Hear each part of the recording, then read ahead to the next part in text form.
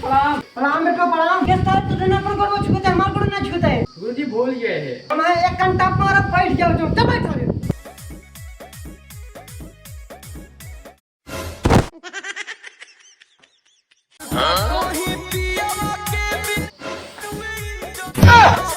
कैसे हो लगे रे उ बैठा है गुरुजी मन पैंटो टाइट है। चल खड़ा होता है बता क्या लिखा बा। गुरुजी गलत लिखे हैं, प्रधाना लिखे हैं।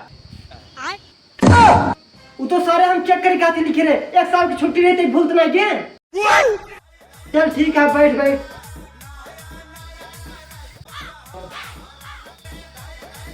चलते खड़ा हो रे बताओ क्या लिखा भाई।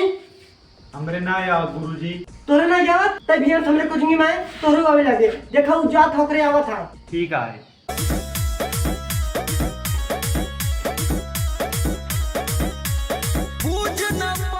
चलते खड़ा हो बताओ रामायण क्या लिखे बा।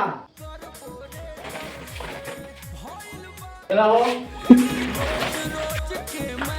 का बेटवा अब मेरे रामायण लिख के पूछे था क्या लिखे साई।